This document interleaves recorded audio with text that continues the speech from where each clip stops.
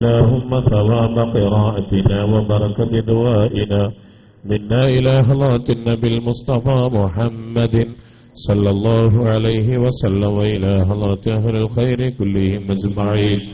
اللهم وإلى حضرة جميع شهدائك وزهدائك وعلمائك الكرام أينما كانوا من مشارق الأرض إلى مغاربها صغيرا وكبيرا وذكرا وأنثى كلهم أجمعين، خصوصا إلى حضرة قطبنا وملاذنا وغوثنا قطب الأقطاب غوث الله محي الدين عبد القادر الجيلاني قدس الله سره اللذيذ. اللهم وإلى حضرة سلطان العارفين الشيخ أحمد الكبير الرفاعي قدس الله سره اللذيذ. اللهم وإلى حضرة جميع أوليائك الكرام كلهم أجمعين. اللهم زد لهم شرفا على شرفهم وفضلا على فضلهم وكرامة على كراماتهم لديك. يسر لنا أمورنا مع الراحة لقلوبنا وأبداننا وخلص من الفتن أسرارنا واشغل بالاعتبار أفكارنا. اللهم وقنا شر وساوس الشيطان وأجرنا منه يا رحمن. اللهم بارك لنا في أمرنا، اللهم بارك لنا في اجتماعنا، اللهم بارك لنا في تعلمنا وتعليمنا وتدريسنا في مطالعاتنا وفي معاملاتنا وفيما أعطيتنا بركة تامة كما باركت على عبادك الصالحين وببركة نبينا محمد صلى الله عليه وسلم وببركة سائر الأولياء والعلماء والشهداء والزهداء والصديقين والصالحين. ربنا آتنا في الدنيا حسنة وفي الآخرة حسنة وقنا عذاب النار. آمين برحمتك يا أرحم الراحمين. صلى الله تعالى وسلم على خير الخلق.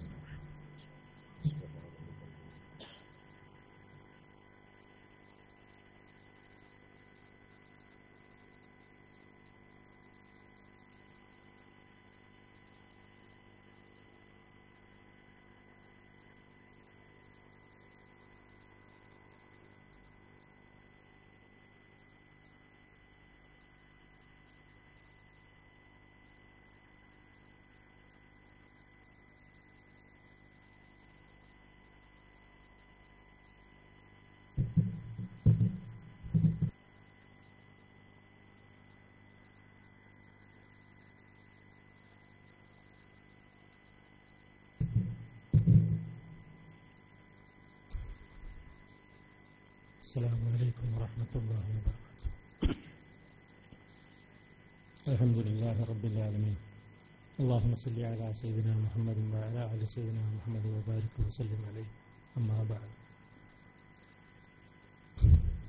സ്വാഗതം പ്രസംഗിക്കണം, അതൊരു പ്രസംഗമല്ലല്ലോ, സ്വാഗതം പറയുക. ഇൻഷാ അല്ലാഹ് ഈ സ്വാഗതത്തിന്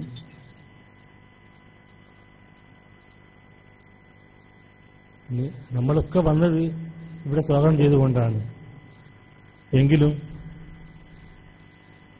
അതിനു മുമ്പ് ഒരു 2-3 മിനിറ്റ്, ഒരു 4-5 മിനിറ്റ് നിങ്ങളോട് ഞാൻ ഒരു ചെറിയ സമയം കവർന്നെടുക്കുകയാണ്. ഈ പരിപാടി നമ്മളിവിടെ ആസൂത്രണം ചെയ്തതും നടത്തുന്നതും ഒരു ലക്ഷ്യത്തിനു വേണ്ടിയാണ്. അത് ഞാൻ പറയാതെ ഇവിടെ പലർക്കും അറിയാം. എങ്കിലും ചില അറിയാത്ത ഒരു കാര്യം, 1-2 കാര്യങ്ങൾ എൻ്റെ പ്രിയപ്പെട്ട സഹോദരന്മാരുടെ മുമ്പിൽ, ഉസ്താദുമാരുടെ മുമ്പിൽ പറയാതിരിക്കാൻ നിർവാഹമില്ല. ജീവിതത്തിൻ്റെ വലിയൊരു ഭാഗം സുന്നത്ത് ജമാഅത്ത് AP വിഭാഗത്തിൽ പ്രവർത്തിച്ചതാണ് ഞാൻ. അതുപോലുള്ള എൻ്റെ ഒരുപാട് സുഹൃത്തുക്കൾ ഈ പരിപാടി സംഘടിപ്പിച്ചതിലുണ്ട്. അപ്പോൾ സ്വാഭാവികമായും കാന്തപുരം AP അബൂബക്കർ മുസ്ലിയാർ പേരോട് അബ്ദുറഹ്മാൻ മുസ്ലിയാർ, പൊന്മുൾ അബ്ദുൽ ഖാദർ മുസ്ലിയാർ, താജുൽ ഉലമ തുടങ്ങിയ മഹാന്മാരായ ആളുകൾ ഒരു സമുദായത്തെ വഞ്ചിക്കുകയില്ല എന്ന ഉത്തമ വിശ്വാസത്തോടുകൂടെ തന്നെയായിരുന്നു ആ സംഘടനയിൽ പ്രവർത്തിച്ചത്. അങ്ങനെ എൻ്റെ പഴയകാല സുഹൃത്തുക്കളായ അൻസാർ മാഷ്, രാമന്തളി, അതുപോലുള്ള ജിഷാൻ തുടങ്ങിയ സുഹൃത്തുക്കൾ ഈ തിരുനബി സല്ലല്ലാഹു അലൈഹി വസല്ലമ തങ്ങളുടെ തിരുഘോഷവുമായി ബന്ധപ്പെട്ട് ചില വസ്തുതകൾ വെളിപ്പെടുത്തിയപ്പോൾ അതിന്റെ യാഥാർത്ഥ്യം മനസ്സിലാക്കാനും ഒരു വേള അത് സത്യമാണെന്ന് അവരെ ബോധ്യപ്പെടുത്താൻ വേണ്ടി മെനക്കെട്ട ഒരു വ്യക്തിയാണ് ഞാൻ. അങ്ങനെ അവരുമായി ഒന്ന് രണ്ട് കാര്യങ്ങളിൽ സംഭാഷണം നടത്തിയപ്പോൾ എന്റെ കയ്യിലുള്ള മുതൽ ഇവരുള്ള വിശ്വാസമാണ്. എന്റെ മുമ്പിൽ വെക്കുന്നത് വ്യക്തമായ തെളിവുകളാണ്. തെളിവുകളുടെ മുമ്പിൽ എനിക്ക് വീണ്ടും തെളിവ് ആവശ്യമായി വന്നു. അങ്ങനെ പേരോട് ഉസ്താദിനെ ഞാൻ വിളിച്ചു. ഉസ്താദിനോട് ഞാൻ പറഞ്ഞു, ഇങ്ങനെ എൻ്റെ നാട്ടിൽ കുറെ കുട്ടികൾ, ചെറുപ്പക്കാർ കുട്ടികൾ, നല്ല സുന്നത്ത് ജമാഅത്തിന്റെ കുട്ടികൾ ആശങ്കയിലാണ്, പ്രശ്നങ്ങളിലാണ്. അതൊന്ന് തിരുത്തി കൊടുക്കാൻ അൻസാറിനെയും രാമന്തളിയെയും ജിഷാനെയും ഞാൻ ഉസ്താദിന്റെ മുമ്പിൽ കൊണ്ടുവരാം. അത് ആകെ അവരത് തയ്യാറുമാണ്. അൻസാറും ഞാനുമായ സംഭാഷണത്തിൽ അൻസാർ പറയുന്നു എന്നോട്, ഈ വിഷയത്തിൽ അബ്ദുറഹ്മാൻക എനിക്ക് തെറ്റുപറ്റിയെങ്കിൽ ഞാൻ ഈ സമൂഹത്തോട് നിങ്ങൾ പറയുന്ന സ്ഥലത്ത് വെച്ച് മാപ്പ് പറയാൻ തയ്യാറാണ്. ഇനി മറുഭാഗത്താണ് തെറ്റുപറ്റിയതെങ്കിൽ അത് അവർ തീരുമാനിച്ചുകൊള്ളട്ടെ. അപ്പോ ഉസ്താദ് ഞാൻ ഈ കാര്യങ്ങളെപ്പറ്റി സംസാരിച്ചപ്പോൾ ഉസ്താദ് പറഞ്ഞു, അൻസാർ പണ്ഡിതനാണോ? രാമന്തളിക്ക് കിതാബ് തിരിയുമോ? ജിഷാൻ എന്തറിയാം? ഇത്തരം കാര്യങ്ങളാണ് എന്നോട് ചോദിക്കുന്നത്. ഞാൻ ഉസ്താദിനോട് പറഞ്ഞു, ഉസ്താദെ, ഒരു അറിവില്ലാത്ത ഒരു ആളുകളോട് സംവാദം നടത്തുമ്പോൾ അവര് പെട്ടെന്ന് തീരുവല്ല അവരെ കാര്യം.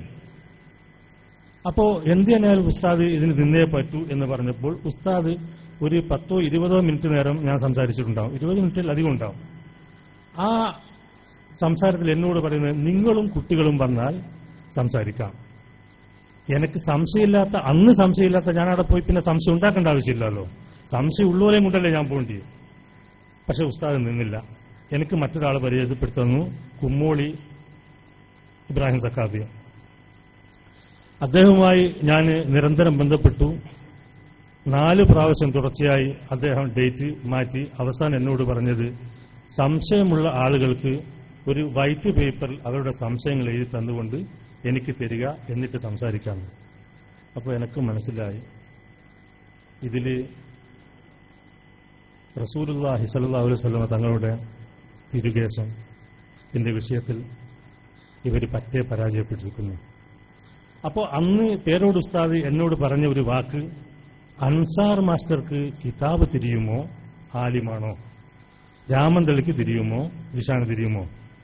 ഇപ്പോ എന്റെ പഴയകാല സുഹൃത്തുക്കൾ ആരെങ്കിലും ഇവിടെ ഉണ്ടെങ്കിൽ, അല്ലെങ്കിൽ എന്റെ ഈ ശബ്ദം കേൾക്കുന്നുണ്ടെങ്കിൽ അവരോട് എനിക്ക് വളരെ വിനയത്തോടുകൂടി പറയാനുള്ളത്, കേരളത്തിൽ നിന്നല്ല ഇന്ത്യയിൽ ഒരുപക്ഷെ ലോകപ്രശസ്തനായ ഒരു പണ്ഡിതൻ ബഹാവുദ്ദീൻ നദ്വി, അത് നിങ്ങൾ സമ്മതിക്കുമല്ലോ. കേരള മുസ്ലിങ്ങളുടെ സംഘടനകളുടെ, മുസ്ലിം സംഘടനകളുടെ ഏറ്റവും വലിയ സംഘടനയായ സംസ്ഥയുടെ സെക്രട്ടറിയായ അമ്പലക്കടവ് ഫൈസി പണ്ഡിതനല്ലേ? അവരെ രണ്ടുപേരെയും മറ്റുപോലെ നിങ്ങൾ മാറ്റി നിർത്തിക്കോ. അവർ രണ്ടുപേരും ഈ സദസ്സിലേക്ക് വരാൻ പോവുകയാണ്. അപ്പോ ഈ സദസ്സിലേക്ക് വരാൻ വേണ്ടി പേരോട് ഉസ്താദിനെ ആദരപൂർവ്വം ഞാൻ ക്ഷണിച്ചിട്ടുണ്ട്. ഇൻഷാ അല്ലാഹ് വരും എന്നാണ് എന്റെ പ്രതീക്ഷ. കാരണം ഞാൻ ഉസ്താദിനോട് പറഞ്ഞത്, ഇവിടെ ഈ സംവാദം നടത്തുമ്പോൾ തീർച്ചയായും നിങ്ങളുടെ ക്ലിപ്പുകളും നിങ്ങളുടെ പ്രസ്ഥാനങ്ങളും നിങ്ങളുടെ കാസറ്റുകളൊക്കെ ഞങ്ങൾ കൈകാര്യം ചെയ്യേണ്ടി വരും. നിങ്ങളുടെ അഭാവത്തിൽ അത് പറയൽ ശരിയല്ലല്ലോ. അപ്പം നിർബന്ധപൂർവ്വം നിങ്ങളിത് പങ്കെടുക്കണം. ഇൻഷാ അല്ലാഹ് സമയം ആകുമ്പോഴത്തേക്ക് ഉസ്താദ് എത്തും എന്ന് ഞാൻ ഇപ്പോൾ എന്റെ പ്രതീക്ഷ. ഇനി അങ്ങനെ ഉസ്താദിന് വല്ല സമയ പ്രശ്നം ഉണ്ടെങ്കിൽ ആ സമസ്തയിലുള്ള ആധികാരികമായ ആരെങ്കിലും പറഞ്ഞു വെച്ചാൽ മതി. ഇനി വന്നിട്ടില്ലെങ്കിൽ എനിക്ക് ഉസ്താദിനോട് ചോദിക്കാനുള്ളത്, നിങ്ങൾ എന്നോട് പറഞ്ഞത് കിതാബ് തിരിയുന്ന പണ്ഡിതന്മാരെ സംബന്ധിച്ചാണ്. അങ്ങനെയാകുമ്പോൾ ഇവരൊക്കെ പോരെങ്കിൽ ഇനി ആരെയാണ് വിളിക്കേണ്ടതെന്ന് എന്നെ അറിയിക്കണം. സ്വാഭാവികമായിട്ട് എന്റെ മനസ്സിലുള്ളൊരു സംശയം, ഇത് നിങ്ങൾ അംഗീകരിക്കേണ്ട. കുസ്തുന്തൂനിയ എന്ന് പറയുന്ന കോൺസ്റ്റാന്റിനോപ്പിള് തുർക്കിയിലാണെന്ന് പറയുന്നതിനുള്ള കിതാബ് ഓതണം, അതിന് കിതാബ് കൊണ്ടുവരണം എന്ന് പറയുന്ന പണ്ഡിതന്മാരാണോ നിങ്ങൾക്ക് ആവശ്യം? അതല്ലെങ്കിൽ സലാസ അറബൈൻ എന്ന് പറഞ്ഞാൽ അത് 34 പറയുന്ന പണ്ഡിതന്മാരാണോ നിങ്ങൾക്ക് ആവശ്യം? എങ്കിൽ നിങ്ങൾ എന്നെ ഒന്ന് ഫോൺ ചെയ്താൽ മതി, അവരെയും കൊണ്ടുതരാം. പക്ഷേ അത് സമസ്തന്റെ മദ്രസ പഠിച്ച, സമസ്തന്റെ കോളേജ് പഠിച്ച ആലിമ്യങ്ങളായിരിക്കില്ല. അങ്ങനെ ഒരു വ്യത്യാസവും അവിടെ ഉണ്ടാവും. ഏതായാലും നീട്ടി പരത്തി ഞാൻ പറയുന്നില്ല. ഈ പരിപാടികൾക്ക് തുടങ്ങിയപ്പോൾ തന്നെ ഇന്നല്ല മാസങ്ങളായി എന്റെ പഴയകാല സുഹൃത്തുക്കളോട് എനിക്ക് പറയാനുള്ളത്, ഞങ്ങൾക്ക് തെറ്റ് പറ്റിയിട്ടുണ്ടെങ്കിൽ ഇതുപോലെ ഒരു സംവാദം എത്ര സുഖമാണിത്. ആർക്കും പ്രയാസമില്ല, ആരും ഏകപക്ഷീയമായിട്ട് പറയുന്നില്ല. നമ്മളിവിടെ പണ്ഡിതന്മാരെ കൊണ്ടുവരുന്നു, നിങ്ങളെയും ക്ഷണിക്കുന്നു, അവർക്ക് പറയേണ്ട കാര്യങ്ങൾ അവർക്ക് പറയാം, മറ്റവർക്ക് പറയേണ്ടത് അവർക്ക് പറയാം. ഈ പൊതുജനങ്ങൾ സത്യം മനസ്സിലാക്കട്ടെ. ഇനി എനിക്കൊക്കെ തെറ്റ് പറ്റി എന്നാണ് നിങ്ങൾ വിശ്വാസം എങ്കിൽ ഞങ്ങൾ നരകത്തിൽ പോകാൻ ഞങ്ങൾ ഇങ്ങനെ വിഷമിക്കുന്നത്. കാരണം നിങ്ങൾക്ക് സത്യം ഒന്ന് പറഞ്ഞെന്നുകൂടെ. നിങ്ങളോട് സ്നേഹം കൊണ്ടാണ് ഞങ്ങൾ ഇങ്ങനെ ഈ സംവാദം വെക്കുന്നത്. കാരണം മുത്ത് റസൂലുള്ളാഹി സ്വല്ലല്ലാഹു അലൈഹി വസല്ലം തങ്ങളുടെ തിരുകേശമല്ല എന്ന് ഞങ്ങൾക്ക് ഉറപ്പുണ്ട്. ഇനി ഈ തിരുകേശം കൊണ്ട് ബർക്കെടുത്തെടുത്ത് വെള്ളം കുളിപ്പിച്ചവരാണ് നിങ്ങൾ. അത് നിങ്ങളെ വേർപ്പിലൂടെ പോകുന്ന കാലത്തോളം ഇൻഷാ അല്ലാഹ് ഇതിൽ നിന്ന് പിന്മാറുമെന്ന് നിങ്ങൾ മനസ്സിലാക്കണ്ട. ഞങ്ങൾ ഇതിന്റെ പിന്നെ തന്നെ ഉണ്ട്, ഇത് നിർത്തുമൊന്നുമില്ല. അത് നിങ്ങൾ വിചാരിക്കുകയും വേണ്ട. ഇൻഷാ അല്ലാഹ് അതൊരു വെല്ലുവിളിയല്ല.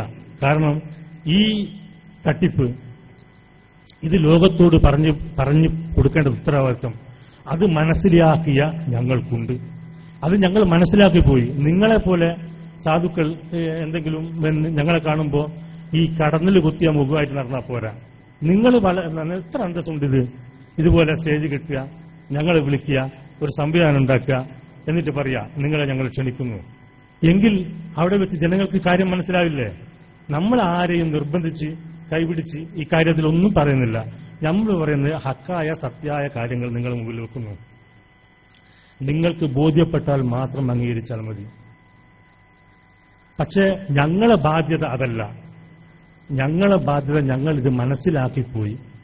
ഹബീബ് സല്ലല്ലാഹു അലൈഹി വസല്ലം തങ്ങളെ സംബന്ധിച്ച് ഒരാൾ കളവ് പ്രചരിപ്പിച്ചാൽ അതിന്റെ വിധി എന്താണെന്ന് ഇൻഷാ അല്ലാഹ് നിങ്ങൾക്ക് പിന്നീട് ഈ വേദിയിൽ തന്നെ നിങ്ങൾക്ക് മനസ്സിലാകും. അതിന്റെ ഗൗരവം മനസ്സിലാകാത്തത് കൊണ്ടാണ് പലരും മറുപക്ഷത്ത് നിൽക്കുന്നത്. അത് ഞങ്ങൾക്ക് വ്യക്തമായി അറിയാം. അവർക്കറിയില്ല. ഒരു 5%, 10% ജനങ്ങൾ പോലും ഈ സമുദായത്തിൽ ഇതിന്റെ സത്യാവസ്ഥ മനസ്സിലായിട്ടില്ല. ഇതിന്റെ ഗൗരവം ബോധ്യപ്പെട്ടാൽ തീർച്ചയായും അവർക്കൊക്കെ അവർ വരും എന്ന് തന്നെയാണ് നമ്മുടെ വിശ്വാസം. ഞാൻ നീട്ടിപ്പരത്തി സ്വാഗതം പറയുന്നില്ല. നമ്മുടെ ഈ പരിപാടി ഉദ്ഘാടനം ചെയ്യുന്നത് മുഹീദ്ദീൻ അസ്ഹരിയാണ്. അതൊരു മുത്താണ് നമുക്ക് കിട്ടിയത്. ഇൻഷാ അല്ലാഹ് ഈ സദസ്സ് അലങ്കരിക്കാൻ ഉസ്താദിനെ ആദരപൂർവ്വം ഞാൻ സ്വാഗതം ചെയ്യുകയാണ്. പിന്നെ ഈ പരിപാടി സംവാദത്തിൽ ഏർപ്പെടുന്നത് ഡോക്ടർ ബഹാവുദ്ദീൻ നദ്വി കൂരിയാട് ഉസ്താദ് അവരാണ്. ഉസ്താദ് പുറപ്പെട്ടിട്ടുണ്ട്. സമയമാകുമ്പോഴത്തേക്ക് ഇൻഷാ അല്ലാഹ് ഇവിടെ എത്തും എന്നറിയിച്ചിട്ടുണ്ട്. രണ്ടാമത്തേത് ബഹുമാനപ്പെട്ട അബ്ദുൽ ഹമീദ് ഫൈസി അമ്പലക്കടവാണ്. ഉസ്താദ് നന്ദി വിട്ട് ഇവിടെ മിക്കവാറും എത്തിയിട്ടുണ്ടാകും. ഒരു പക്ഷേ സിയാറത്തിലേക്ക് പോയതായിരിക്കാം എന്ന് ഞാൻ പ്രതീക്ഷിക്കുന്നു. ഇപ്പം തന്നെ എത്തും. ഉസ്താദിനെയും സ്വാഗതം ചെയ്യുന്നു. മൂന്നാമതായത് നമ്മുടെ ഈ സംവാദത്തിൽ പങ്കെടുക്കുന്നത് അൻസാർ മാസ്റ്ററാണ്. മാസ്റ്ററെ ഞാൻ നിങ്ങളാർക്കും പരിചയപ്പെടുത്തണ്ട, ഇൻഷാ അല്ലാഹ് ഇവിടുന്ന് കൂടുതൽ പരിചയപ്പെടും. പിന്നെ ഈ പരിപാടിയുടെ മൊത്തം ഒരു നിയന്ത്രണവും ഇതിന്റെ ഒരു ആസൂത്രണവും എല്ലാം നമ്മുടെ ബഹുമാനപ്പെട്ട രാമന്തളി അവരുടേതാണ്. അദ്ദേഹത്തോട് ഈ IBSMന്റെ ഹൃദയംഗമായ സ്വാഗതം അദ്ദേഹത്തോട് പറയുകയാണ്. ഇപ്പോൾ ഇവിടെ നിങ്ങൾക്കൊരു സംശയം ഉണ്ടായേക്കാം, എന്താണ് IBSM? അങ്ങനെ ഒരു സംഘടന ഉണ്ടായി, അതിന്റെ പ്രസിഡന്റ്, അതിന്റെ സെക്രട്ടറി, അതല്ല. അത് ഈ പ്രവർത്തന സുഖത്തിന് വേണ്ടി, സൗകര്യത്തിന് വേണ്ടി ഞങ്ങൾ ഉണ്ടാക്കിയ, അത് ഞാൻ പറയണ്ട, ബഹുമാനപ്പെട്ട മൊയ്തീൻ അസരി അത് പറയും, വിശദീകരിക്കും. അപ്പോ ആരും ആ വിഷയത്തിൽ നിങ്ങൾ തെറ്റിദ്ധരിക്കരുത്. ഞങ്ങളെ നിയന്ത്രിക്കുന്നത് നിങ്ങൾ പ്രതീക്ഷിക്കുന്ന, നിങ്ങളെ മനസ്സിലുള്ള അതേ പണ്ഡിതന്മാർ തന്നെയാണ്, മറ്റാരുമല്ല. ഈ കൂടിയിരിക്കുന്ന എന്റെ സുഹൃത്തുക്കളുടെ മനസ്സിൽ ഏത് പണ്ഡിതനാണോ മനസ്സിലെത്തിയത് ആ പണ്ഡിതന്മാർ തന്നെയാണ് ഞങ്ങളെ ഈ പരിപാടി ഇൻഷാ അല്ലാഹ് ഞങ്ങൾക്ക് നേതൃത്വം നൽകുന്നത്. അപ്പോ ഇവിടെ കൂടിയിരിക്കുന്ന എല്ലാ സുഹൃത്തുക്കളോടും അത് മതി, ഒറ്റ വാക്കിൽ ഞങ്ങൾ സ്വാഗതം പറയുകയാണ്. പിന്നെ ഒരുപാട് പ്രയാസങ്ങൾ സഹിച്ചുകൊണ്ട് നമ്മുടെ മുമ്പിലിരിക്കുന്ന ആ വേൾഡ് തലത്തിൽ ഈ സംഭവം ഇപ്പോൾ നടന്നുകൊണ്ടിരിക്കുകയാണ്. അതിന് മുന്നിലിരിക്കുന്ന നമ്മുടെ സുഹൃത്തുക്കൾ, അവർക്ക് സ്വാഗതം പറയുന്നു. മൈക്ക് സെറ്റ്, അവർക്ക് സ്വാഗതം പറയുന്നു. കാരണം അത് ക്ലിയറായിക്കില്ല, നമ്മളിത് നേടിയെത്തുകയല്ല. ഓലിക്ക് ആദ്യം സ്വാഗതം ഓൽക്കാ പറയേണ്ടത്. അവരൊന്ന് ക്ലിയറാക്കി തന്നാൽ നമ്മൾ മൊത്തം ക്ലിയറായി. പിന്നെ ദിവസങ്ങളോളം ഈ പരിപാടിക്ക് അഹോരാത്രം പാടുപെട്ട കുറച്ച് ചെറുപ്പക്കാർ, പേര് പറയേണ്ട, അള്ളാഹുവിനറിയാം. അവരുടെ ലക്ഷ്യം ഒറ്റൊന്നേ ഉള്ളൂ. അതായത് നിങ്ങൾ എന്ത് തട്ടിപ്പ് നടത്തിയാലും, ഏത് തട്ടിപ്പ് നടത്തിയാലും ഞങ്ങൾ അത് ചോദ്യം ചെയ്യാനൊന്നും പോകുന്നില്ല. പക്ഷേ ഹബീബ് റസൂലുള്ളാഹി സ്വല്ലല്ലാഹു അലൈഹി വസല്ലം തങ്ങളുടെ പേരിൽ കളവ് പറഞ്ഞാൽ, വ്യാജം പറഞ്ഞാൽ ഇല്ല, ഞങ്ങളുടെ ചങ്കിലെ നീര് പറ്റുന്ന കാലത്തോളം നിങ്ങളെ ഞങ്ങൾ അടങ്ങിയിരിക്കാൻ സമ്മതിക്കില്ല. അതെന്താണ് അതിന് കാരണം വെച്ചാൽ, റസൂലുള്ളാഹി ഞങ്ങളെ ഹൃദയത്തിന്റെ കരളിന്റെ കരളാണ്. ഈ റസൂലുള്ളാഹിനെ പറ്റി കളവ് പ്രചരിപ്പിക്കുക എന്ന് പറഞ്ഞാൽ ചിന്തത്തിന്റെ അപ്പുറമുള്ള ഒരു കാര്യമാണത്. നമുക്ക് ഊഹിക്കാൻ പോലും കഴിയുന്നില്ല. എന്താണ് ഈ സഹോദരന്മാർക്ക് പറ്റിയെന്ന് നമുക്ക് മനസ്സിലാകുന്നില്ല. ഇൻഷാ അല്ലാഹ് ബഹുമാനപ്പെട്ട മൊയ്തീൻ അസരി ഉസ്താദ് അത് വിശദമായിട്ട് തന്നെ ഇവിടെ പറയും എന്ന് ഞാൻ പ്രതീക്ഷിക്കുകയാണ്. അപ്പോ ഇനി ആർക്കെങ്കിലും സ്വാഗതം പറയാൻ ബാക്കി വെച്ചിരുന്നെങ്കിൽ സ്വാഗതം പറഞ്ഞു എന്ന് കരുതിക്കൊണ്ട് ഇൻഷാ അല്ലാഹ് ഈ പരിപാടിക്ക് ഉദ്ഘാടനം ചെയ്യാൻ വേണ്ടി നമ്മുടെ KCR അവർക്കും എല്ലാവർക്കും ഇൻഷാ അല്ലാഹ് സ്വാഗതം പറയുന്നു. അപ്പോ ബഹുമാനപ്പെട്ട ഉസ്താദിനെ ഉദ്ഘാടനത്തിനായി ക്ഷണിച്ചുകൊണ്ട് നിർത്തുന്നു. അസ്സലാമു അലൈക്കും വറഹ്മത്തുള്ളാഹി. ബ്രൂണ മുതൽ ലോസ് ഏഞ്ചൽസ് വരെ പണപ്പിരിവ് നടത്തിയിട്ടുള്ളതുവരാതെ പാവപ്പെട്ട മുസ്ലിം ഉമ്മത്തിന്റെ പോക്കറ്റിലെ അവസാന നാണയത്വം തട്ടിയെടുത്ത് രാജകേശം അവരോധിച്ച് സമൂഹ സമക്ഷം ലഭ്യരായ വിഘടിത വിഭാഗത്തിന്റെ വ്യാജമതി പലനാരിക കയറി അപഗ്രഥ വിധേയമാക്കുന്ന ഈ ദേശീയ സംവാദ സംബോധനത്തിൽ ഇവിടുന്ന് പണ്ഡിത പ്രതിഭ സത്യസമസ്തയുടെ സായോധ്യ സാന്നിധ്യം ഉസ്താദ് മുഹീദ്ദീൻ അസ്ഹരി ഉദ്ഘാടന ഭാഷണം നിർവഹിക്കുന്നു. السلام عليكم ورحمة الله وبركاته. الحمد لله رب العالمين، الصلاة والسلام على أشرف الأمين وعلى آله وصحبه أجمعين. إن أريد إلا الإصلاح ما استطعت وما توفيقي إلا بالله عليه توكلت وإليه أنيب. بسم الله الرحمن الرحيم. إن الذين يؤذون الله ورسوله لعنهم الله في الدنيا والآخرة وأعد لهم عذابا مهينا. صدق الله مولانا العظيم. يا سيد السادات جئتك قاصدا أرجو حماك فلا تخيب مقصدي قد حل بي ما قد علمت من الأذى والظلم والضعف الشديد فأسعدي ما لي سوى حبي لديك وسيلة فمن علي بفضل جودك أسعدي. സ്നേഹ ബഹുമാന ആദരവുകൾ നിറഞ്ഞ പണ്ഡിത സുഹൃത്തുക്കളെ, എൻ്റെ ശബ്ദം ശ്രവിക്കുന്ന അഹ്ലുസുന്നത്തി വൽ ജമാഅത്തിന്റെ കർമ്മോത്സുകരായ പ്രവർത്തകന്മാരെ, പരിശുദ്ധമായ സമസ്തയുടെ ഖാദിമീങ്ങളായി അല്ലാഹു ജല്ല ജലാലായ റബ്ബ് സുബ്ഹാനഹു തആല നമ്മുടെ ജീവിതാന്ത്യം വരെ കഴിച്ചുകൂട്ടാൻ റബ്ബ് തആല തൗഫീഖ് ചെയ്യുമാറാവട്ടെ. അല്ലാഹുവിന്റെ ഹബീബ് നബി മുഹമ്മദുർ റസൂലുള്ളാഹി സ്വല്ലല്ലാഹു അലൈഹി വസല്ലമ തങ്ങൾ നമ്മുടെ മജ്ജയും മാംസവും കരളിന്റെ കഷ്ണവും ചെങ്കില ചോരയുമായി കാത്തുസൂക്ഷിക്കാൻ റബ്ബ് തആല നമുക്ക് തൗഫീഖ് ചെയ്യുമാറാവട്ടെ. പരിശുദ്ധമായ സമസ്ത ഇല്ലായിരുന്നു എന്നുണ്ടെങ്കിൽ എന്തൊക്കെയോ സംഭവിക്കുമായിരുന്നു എന്ന് ഞാൻ പറയാതെ നിങ്ങൾക്ക് പലർക്കും അറിയാം. സമസ്തക്ക് ഖിദ്മത്ത് ചെയ്യാൻ പല പേരിൽ പലരും പലതും ചെയ്യാറുണ്ട്.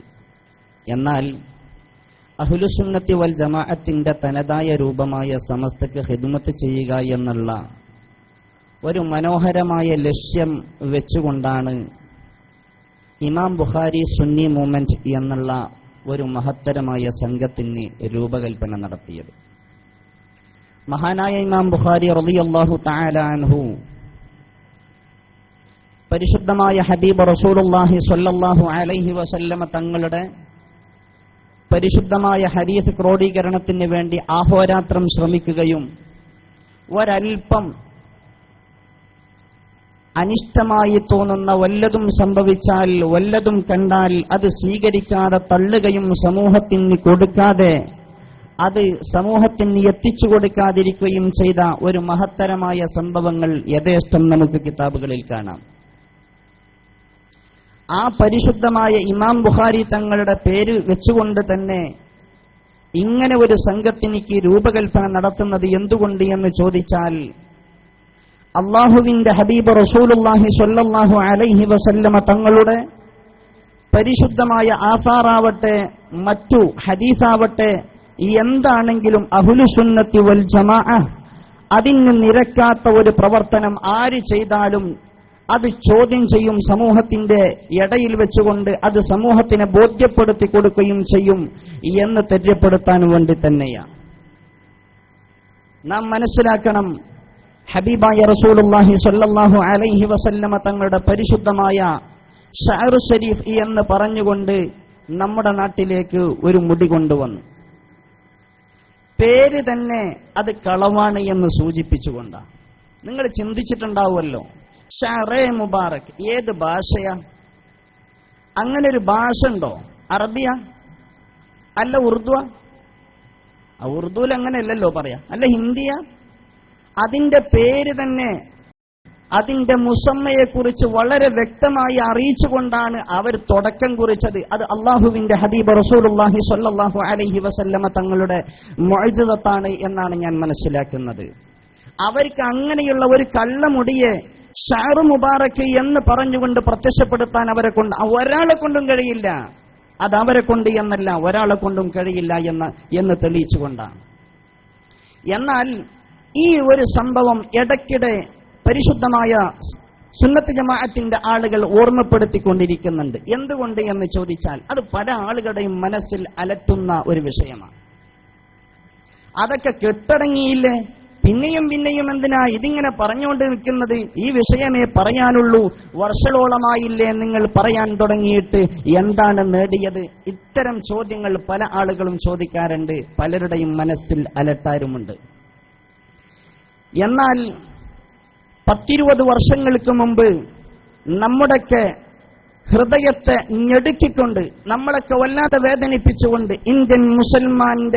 ഇന്ത്യൻ മുസൽമാന്റെ അഭിമാനത്തെ പറിച്ചു ചിന്തിക്കൊണ്ട് ഇന്ത്യൻ മതേതരത്തെ ഇല്ലായ്മ ചെയ്തുകൊണ്ട് ഒരു മൃഗീയമായ സംഭവം നടക്കുകയുണ്ടായി. നമുക്കെല്ലാവർക്കും ആ ദിവസം അറിയാം, സംഭവവും അറിയാം. ഓരോ വർഷവും ആ ദിവസം വരാറുള്ള നേരത്ത് പല ആളുകളും അത് ഓർമ്മപ്പെടുത്താറുണ്ട്. നമുക്ക് എന്തുകൊണ്ടും അത് ഓർമ്മ വരാറുമുണ്ട്. എന്താണ് എന്ന് ചോദിച്ചാൽ, അള്ളാഹുവിന്റെ പരിശുദ്ധമായ ഗേഹമായ 450 വർഷക്കാലം പരിശുദ്ധമായി സുജൂദ് ചെയ്ത ഒരു പരിശുദ്ധ ഗേഹത്തെ പൊളിച്ചു മാറ്റി എന്നുള്ളതാണ്. അത് പലരും ഓർമ്മപ്പെടുത്താറുണ്ട്, ഓർമ്മപ്പെടുത്തേണ്ടുന്നതും ആണ്. എന്നാൽ അതിലും അപ്പുറത്തായിട്ടാണ് നാം ഇത് കണക്കുകൂട്ടേണ്ടുന്നത്. പരിശുദ്ധമായ ദീൻ നമുക്ക് കൊണ്ടുതന്ന ഹബീബ് നബി മുഹമ്മദുർ റസൂലുള്ളാഹി സ്വല്ലല്ലാഹു അലൈഹി വസല്ലമ തങ്ങളെ തെരുവിൽ പറിച്ചു ചീന്താൻ വേണ്ടിയിട്ട് ഇട്ടുകൊടുത്താൽ അത് സമ്മതിക്കില്ല എന്നത് പഠിപ്പിച്ചു കൊടുക്കാൻ വേണ്ടിയിട്ടാണ് ഓരോ സമയത്തും ഇത് ഇങ്ങനെ ഉണർത്തിക്കൊണ്ടേ ഇരിക്കുന്നത്. പരിശുദ്ധമായ ഖുർആൻ മനോഹരമായി അത്തരക്കാരായ ആളുകളെ നമുക്ക് വരച്ച് കാണിച്ചു തരുന്നുണ്ട്. പരിശുദ്ധമായ ഖുർആൻ പറയുന്നു, ഇന്നല്ലദീന യുഅ്ദൂന അല്ലാഹ വറസൂല. അല്ലാഹുവിനെയും ഹബീബായ റസൂലുള്ളാഹി സ്വല്ലല്ലാഹു അലൈഹി വസല്ലമ തങ്ങളെയും ബുദ്ധിമുട്ടിക്കുന്ന ആളുകൾ, അവരെ സംബന്ധിച്ച് അതിന്റെ ഖബർ പറയുന്നത് കാണാം, ലഅനഹുമുല്ലാഹ്, അല്ലാഹുവിന്റെ ശാപം അവർക്കുണ്ട്, അവർ അല്ലാഹുവിന്റെ ശാപത്തിന് വിധേയമായവരാണ്. മുഫസ്സിരീങ്ങൾ ഒരുപാട് വ്യാഖ്യാനങ്ങൾ അവിടെ വ്യാഖ്യാനിച്ച് കാണാം.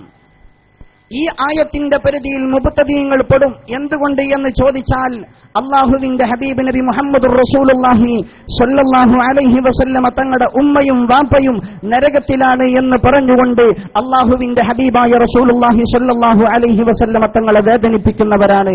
അതുകൊണ്ട് മുബ്തദീങ്ങൾ പെടും.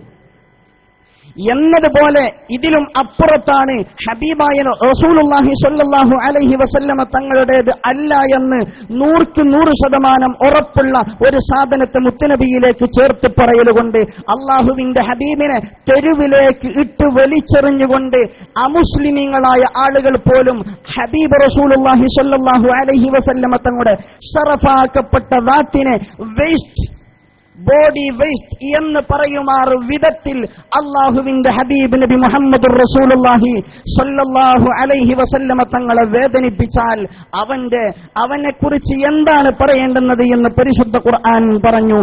ലഅനഹുമുല്ലാഹ്, അള്ളാഹുവിന്റെ ശാപം അവർക്കുണ്ട് എന്ന് പരിശുദ്ധമായ ഖുർആൻ. നാം മനസ്സിലാക്കണം, ഹബീബായ റസൂലുള്ളാഹി സ്വല്ലല്ലാഹു അലൈഹി വസല്ലമ തങ്ങളെ വേദനിപ്പിച്ച ഒരാളും ഇവിടെ രക്ഷപ്പെടാനില്ല, രക്ഷപ്പെട്ടിട്ടുമില്ല, ഒരിക്കലും രക്ഷപ്പെടില്ല. ഞാൻ ഓർത്തുപോകുന്നു, മഹാന്മാരായിരിക്കുന്ന സ്വഹാബത്തിനെ ചീത്ത പറഞ്ഞിരുന്ന ചില ആളുകളുണ്ടായി. മഹാനായിരിക്കുന്ന സയ്യിദുന അബൂബക്കർ സിദ്ദീഖ് റളിയല്ലാഹു അൻഹുവിനെയും സയ്യിദുന ഉമർ ഇബ്നുൽ ഖത്താബ് റളിയല്ലാഹു അൻഹുവിനെയും ചീത്ത പറയുന്ന ഒരാൾ സ്വഹാബാക്കളുടെ കൂടെ യാത്ര ചെയ്യുകയായിരുന്നു.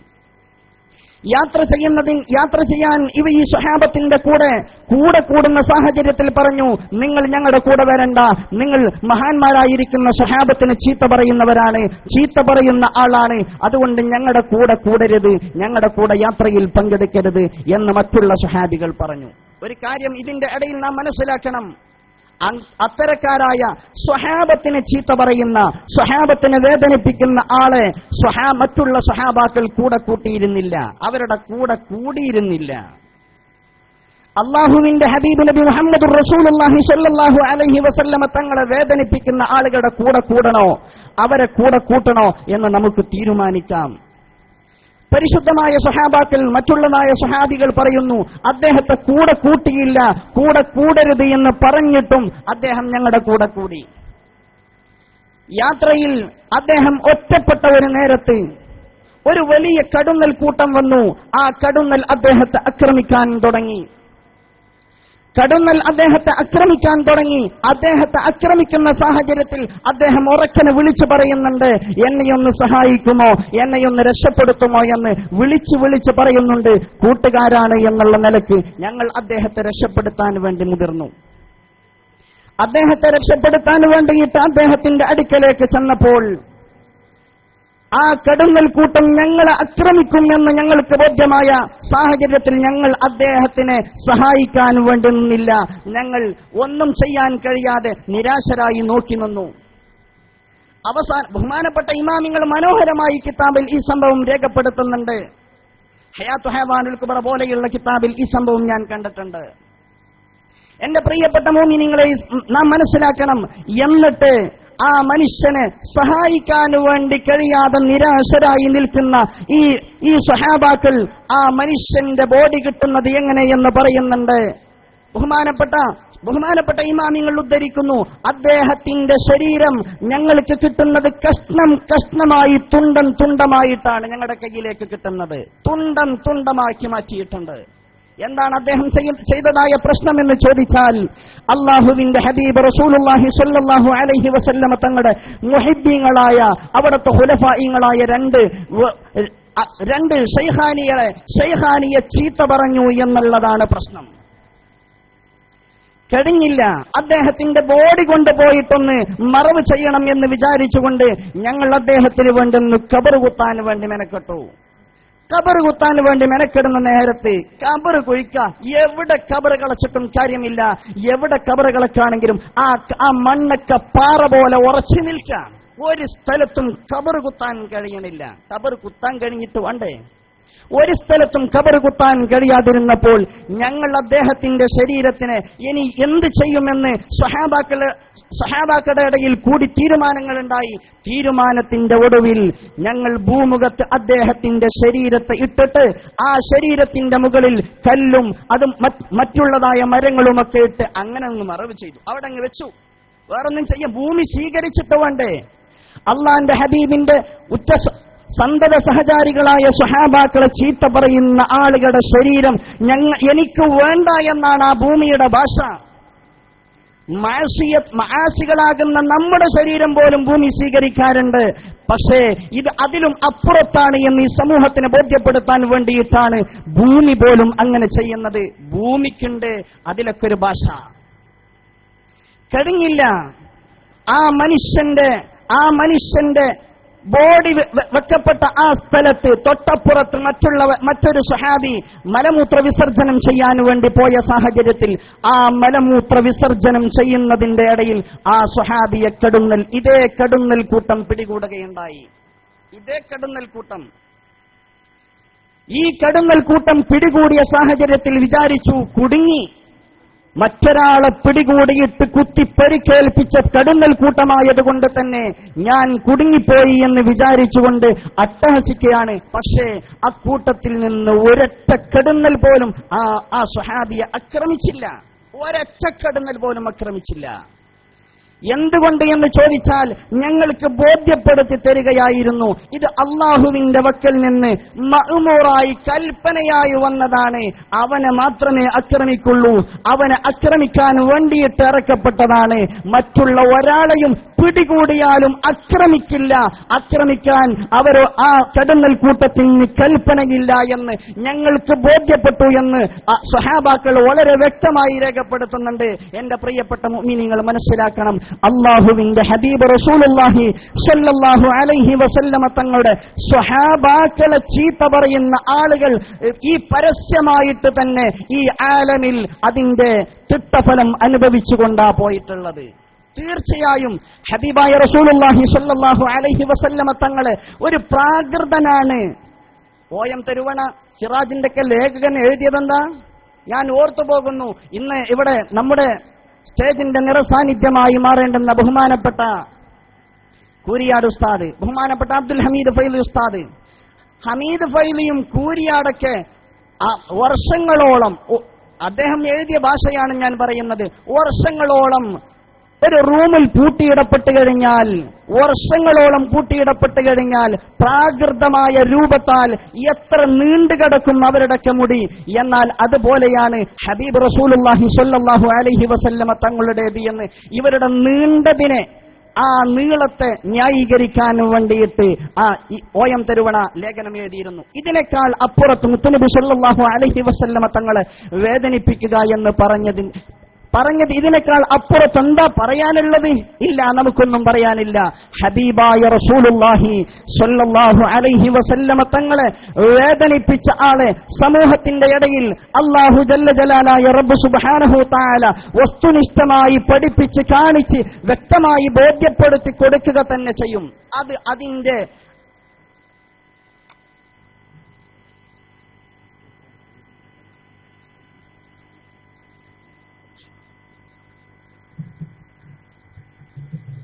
മഗ്‌രിബിന്റെ സമയത്തോട് അടുത്തിട്ടുണ്ട്. നമസ്കരിക്കാനുള്ള സൗകര്യം ഈ ഹാളിന്റെ തൊട്ടപ്പുറത്ത് തന്നെ ഏർപ്പാട് ചെയ്തിട്ടുണ്ട് എന്ന് സംഘാടകർ അറിയിച്ചിട്ടുണ്ട്.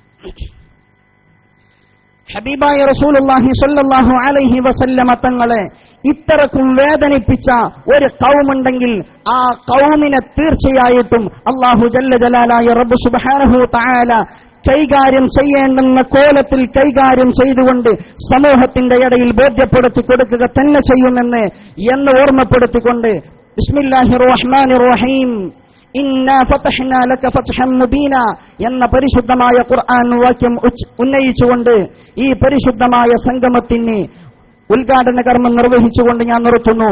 വആഖിറു ദഅവാനാ അനിൽ ഹംദുലില്ലാഹി റബ്ബിൽ ആലമീൻ. അസ്സലാമു അലൈക്കും വറഹ്മത്തുള്ളാഹി വബറകാതുഹു.